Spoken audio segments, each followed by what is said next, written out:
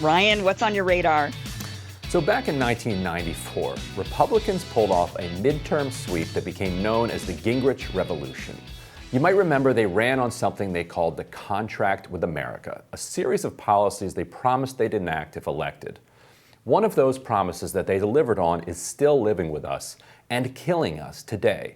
And that's the subject of today's radar. But first, it's kind of fun to run through the rest of the contract to see both what it was that they ran on and whether or not they implemented it. So to refresh our memories, let's turn to the most reliable site on the internet. No, but seriously, I checked these and they're accurate. Here are the 8 promises they made. 1, require all laws that apply to the rest of the country also apply to Congress. Did they do that? No. 2, select a major independent auditing firm to conduct a comprehensive audit of Congress for waste, fraud, or abuse. Status check? No. Comprehensive audit was not conducted. 3, limit the terms of all committee chairs. Yes, they did that for Republicans, but not for Democrats, so half credit for that one. 4, ban the casting of proxy votes in committee. Nope, that still exists. Number 5, require committee meetings to be open to the public. Nope, you can still have secret committee meetings. Number 6 was require a 3/5 majority to pass a tax increase.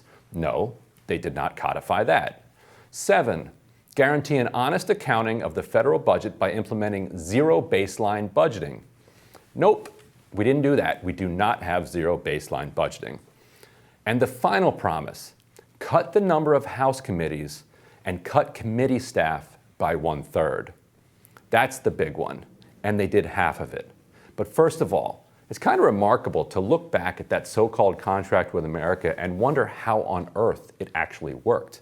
I mean, who cared about any of that stuff? Now, the truth is that the '94 wave wasn't about the contract with America. It was a part of the major realignment that kicked off in the '60s civil rights era. But one of the few things in the contract that Newt Gingrich could implement on his own was the promise to cut committee staff by 1/3. And so he cut congressional staff to the bone. And he also banned what was known as the Democratic Study Group, which had been founded in 1959 and was funded by congressional member dues. The DSG analyzed and advised on legislation for Democrats, giving Congress serious brainpower. When Gingrich kicked it out and slashed the budget for staff, those laws had to be written by somebody, and that somebody was working on K Street. Gingrich's privatization of the lawmaking process is his most lasting legacy. And when Democrats retook control of Congress in 2006, they didn't have the courage to increase the staff budget. They were worried they'd look like they were using taxpayer money to make their lives easier. So Congress relies on overworked young people making $30,000 or $50,000 a year, people who know they could make triple that or more on K Street, which makes lobbyist jobs all that much easier. But it's the public that suffers.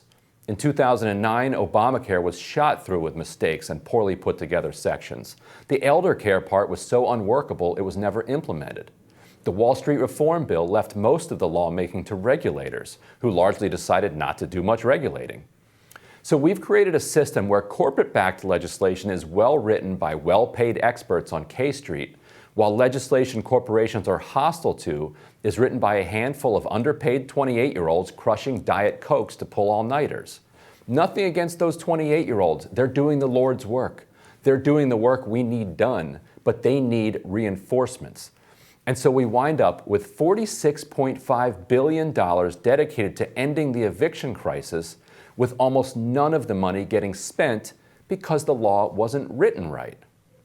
Democrats' inability to extend the eviction moratorium was a different and obviously much broader and deeper failure than just understaffing. The White House and congressional Democrats blew it at the highest levels, and they blew it with such incompetence that it must have been deliberate. But the failure to get that $46.5 billion out the door can't be blamed on Republicans.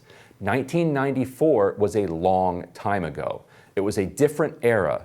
One where the public was ready to believe that government wasn't the solution, it was the problem. The era of big government is back now. This year, Congress is on track to drop $6 trillion in new spending, and the public is either supportive of that effort or they couldn't care less. Doing that right is critical. especially as the conservative Supreme Court threatens to make the administrative state illegal. That means Congress has to actually write laws and govern, not outsource it to K Street and White House agency rulemaking. For that, they need bodies and they need brains. It's time to reverse the only thing Newt Gingrich ever succeeded in actually getting done. So Kim, am I wrong here? Am I letting them off the hook by just saying that that understaffing is a major problem, or is this something that Democrats have to actually take seriously? I mean, look, this is a Republican talking point that, look, we need competition, and competition is what breeds innovation and greatness. And yeah, when they cut they cut Washington's ability to compete at the knees, there is no way to compete with these large corporate-backed lobby groups on K Street. There's just no way for the American people that are supposed to be represented by the lawmakers that we elect to actually compete with that. So, I mean, you're absolutely right in that needs to change. We have to be competitive against them if we want to be able to create legislation that is actually going to be beneficial for the people and not just beneficial for the corporations. But I think one thing that I really want to ask you about, because there is a lot, we have been talking about, and we will continue to talk about the eviction moratorium and the ending of that. But so there was $46 billion. I mean, just to kind of paint the picture of what this sort of failure is. Right. We have $46 billion that have been allotted for rent relief, $3 billion of which I believe has been allotted or have been actually used up. The states aren't giving out the rest of it for whatever reason. And that's what I think, what is, you mentioned this, what is the issue with that legislation? Why was it poorly written to where people can't get this money?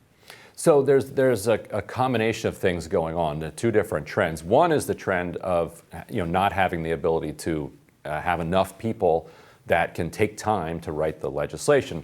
And then the other one is this kind of this neoliberal trend of making policy kludgy, what they call kludgier, just that much more complicated. Like it's almost as if the simpler a policy is, well, there must be something wrong with that. If you say, well, we're going to give everybody $2,000 a month, there must be something wrong with that. We need to say, okay, no, actually, what we're going to do is we're going to give $2,000 a month to everybody who starts a business in an underserved community and operates it as a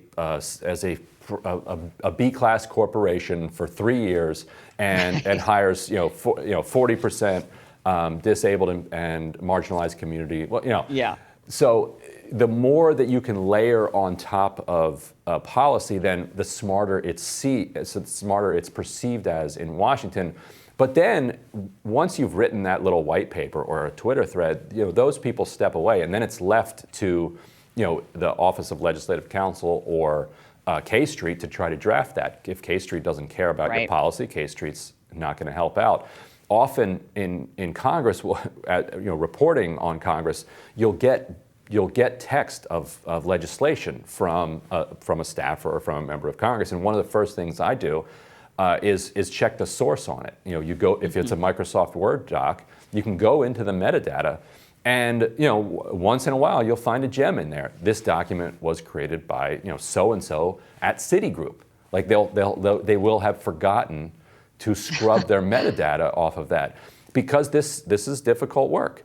And so they outsource it to very well-paid, very smart people over at Citigroup. Citigroup sends it in, and they just copy and paste it and put it directly into law. So that's a long way of saying that this particular $46.5 billion was way too complicated. They dispersed it to every state. The states are dispersing it to different cities, and then each of them are coming up with different criteria for people who are able to get it. They're allowing landlords oftentimes to reject the money in case they want to just evict the person despite, for other reasons rather than back paying of rent.